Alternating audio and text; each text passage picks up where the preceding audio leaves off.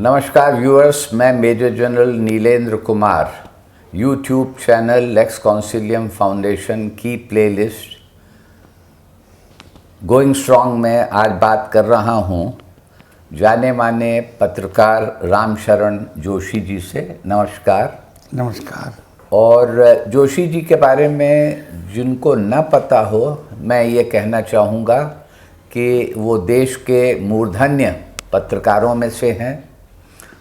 उन्होंने अखबार नवीसी के अपने कैरियर की शुरुआत हिंदुस्तान समाचार से 1967 में की थी। उस दौरान वो भोपाल, लखनऊ कई स्थानों पर रहे। बाद में उनका जुड़ाव हुआ नई दुनिया से, जहाँ पर वो कुछ दशक रहे। दिल्ली में 20 वर्ष से अधिक ब्यूरो चीफ रहे और उन्होंने प्रदेश की विधानसभाओं से लेकर के देश की संसद तक को कवर किया। कई मंत्रालय उनकी बीट में थे, देश और विदेश में रहे। प्रधानमंत्री के साथ उन्होंने यात्राएं की बाहर, और राष्ट्रपति भवन में भी उन्हें अपने काम के सिलसिले में जाना पड़ा। पत्रकारिता के अतिरिक्त वह केंद्रीय हिंदी संस्थान में वाइस चेयरमैन के पद पर रहे और माखनलाल चतुर्वेदी विश्वविद्यालय, जो पत्रकारिता के क्षेत्र में बहुत सम्मानित संस्था है, उसमें भी वह डायरेक्टर या आज के भाषा में यदि कहें तो प्रो वाइस चांसलर के पद पर रहे। आपका यहाँ पर स्वागत है। और सबसे पहला मेरा सवाल ये है कि आपकी पहचान एक साम्यवादी विचारधारा के एक्टिविस्ट के रूप में भी है, उसमें विचारक रहे हैं, और साथ ही साथ आप पत्रकारिता में और उसके अतिरिक्त गांधी जी के बहुत अधिक फॉलोअर के रूप में, गांधीवादी के रूप में या गांधी विचारक के रूप में भी जाने जाते हैं। तो ये जो दो परस्पर विरोधी धाराएं लगती हैं ऑन द फर्स्ट लुक कि कार्ड होल्डर, साम्यवादी और महात्मा गांधी, तो इसको आप किस तरह से एक्सप्लेन करेंगे?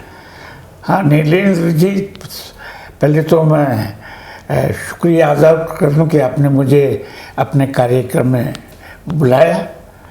आपका जो शुरुआती सवाल है वाकई बड़ा दिलचस्प है कि एक वामपंथी पृष्ठभूमि का व्यक्ति वो गांधीवाद की तरफ क्यों झुका, कैसे झुका। देखिए, एक बात तो समझ लीजिए कि कोई भी विचारधारा अपने आप में संपूर्ण नहीं होती। वो क्योंकि जो भी विचारधारा का जो जन्म होता है, चाहे वो मार्क्सवाद हो या गांधीवाद हो या समाजवाद हो, वो अपने समय की स्थितियों, परिस्थितियों, संस्कृति, इतिहास, इस सब की पृष्ठभूमि में जन्म लेती हैं और चलती हैं। और एक ऐसा समय भी आता है जब वो थोड़ी बहुत इररिलेवेंट होने लगती हैं। अब जहाँ तक सवाल है मार्क्सवाद का, ये निश्चित ही 19वीं सदी में मार्क्सवाद का जन्म हुआ, जो चला, और दो बड़ी दुनिया में बड़ी बड़ी क्रांतियाँ हुई।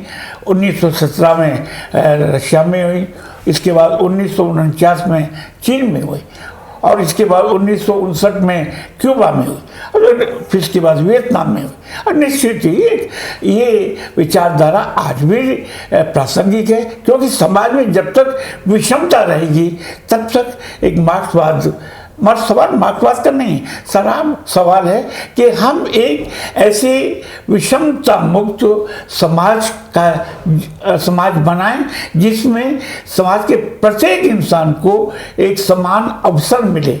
उस दृष्टि से एक वैज्ञानिक मार्क्सवाद आपके सामने एक अच्छा औजार है, एक अच्छा माध्यम है। लेकिन जैसा कि मैंने कहा कि भारतीय परिस्थितियों में जो हम देखते हैं तो मार्क्सवाद की कई सीमाएं उजागर होती हैं।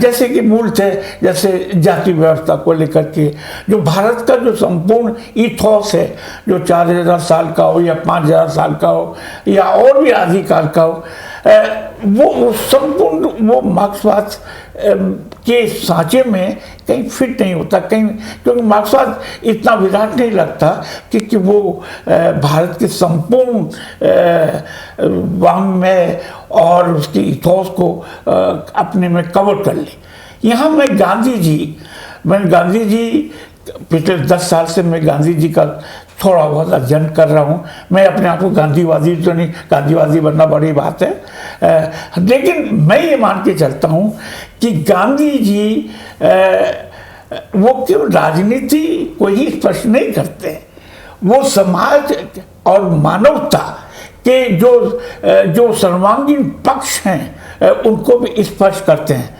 तो खाली राजनीति नहीं, उसमें संस्कृति आती है, अर्थव्यवस्था आती है, समाज व्यवस्था आती है। और गांधी जी मूलतः अगर उनकी यात्रा को हम दक्षिण अफ्रीका से देखें, 19वीं सदी शुरू हुई और इसके बाद हम 20वीं सदी में 1948 या 30 जनवरी 1948 तक आ जाएं, तो गांधी जी की सबसे बड़ी जो विशेषता है और यूनिवर्सल है, वो एक ट्रुथ है, वो है कि प्रयोगधर्मी। इसीलिए उनकी जो आत्मकथा है कि सच के साथ मेरे प्रयोग, माई एक्सपेरिमेंट विथ, वो जीवन भर करते रहे, अंतिम क्षण तक करते रहे। तो मैंने गांधी जी को जितना पढ़ा, और मैं ये मान के चलता हूँ कि समाज के अंदर अगर कुछ आधारभूत परिवर्तन लाना है, देखिए सरकार का आना जाना मेरे लिए महत्वपूर्ण नहीं है, कि समाज व्यवस्था को बनाया, मैं ऐसा बनाना जिसमें सर्वजन हिताय सर्वजन सुखाय, जो एक गौतम बुद्ध का एक मूल मंत्र है। तो गांधी जी में मुझे वो दिखाई दिया, बहुत अच्छा, तो मैं गांधी जी की तरफ झुका। और आज भी मैं गांधी जी को अध्ययन कर रहा हूँ। मेरे को मत कहिए कि मैं गांधी जी को समझ सका हूँ, कोशिश कर रहा हूँ, थोड़ी बहुत कोशिश। बहुत अच्छा, बहुत खूबी। और आप देखते रहिए, श्री रामशरण जोशी से हमारी बातचीत का ये सिलसिला जारी रहेगा।